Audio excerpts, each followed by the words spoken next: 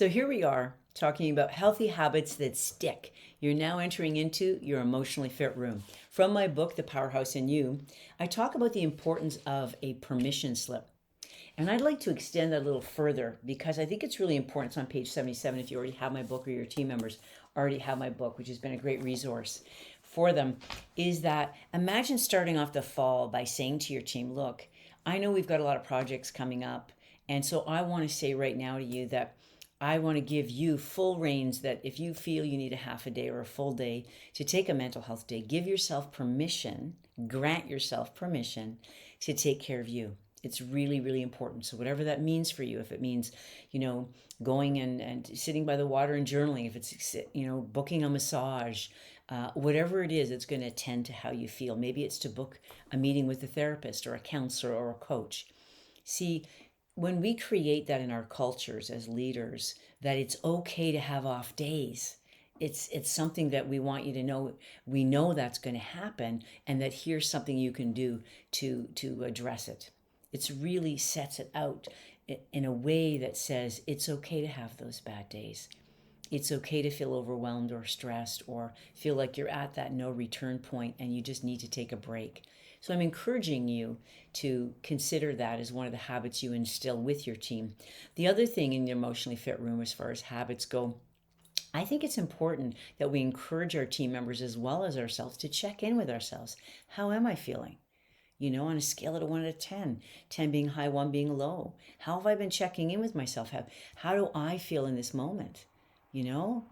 And it might be that, 10 maybe is, well, I'm feeling content and happy. Well, I feel more like a 2 right now. I'm feeling really down. I'm feeling discouraged. Okay. So it starts there. I call it the 3 A's: awareness, acceptance, and action. So the awareness is, you know what? Yeah, I feel like a 2. What's that about?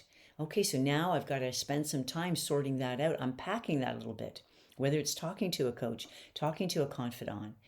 The other A, of course, is acceptance. Once I now acknowledge what I feel, the acceptance piece is now, okay, so I've got to then cut myself some slack.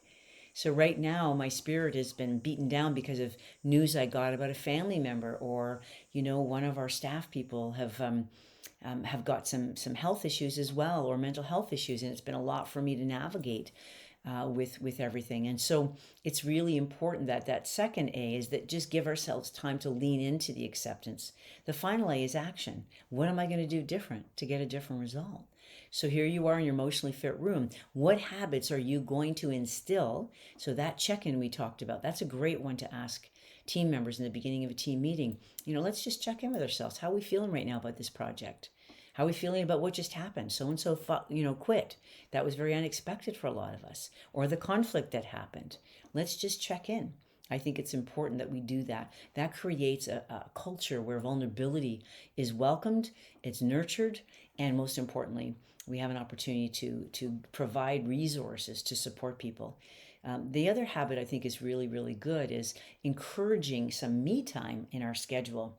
So when your team sees that you're not sitting at your desk all day long, or you're eating your lunch or not eating your lunch, they see that you're taking some check-in time with yourself for a walk at lunchtime, or you're maybe going to a fitness class, or maybe you're meditating, whatever that might look like. It's just really important to share that with your team, because don't you find that's contagious? When someone goes on a path and they're trying to create healthy habits for themselves and they're starting to feel passionate about it and they're feeling results, don't you want to be a part of that? So that's a great way as a leader to make sure that you are connecting to the heart of your people, because I'm a firm believer that when your heart is right, your world is right. So I'd love for you to do something in the next 7 days that I've shared that you can apply. Have a beautiful day.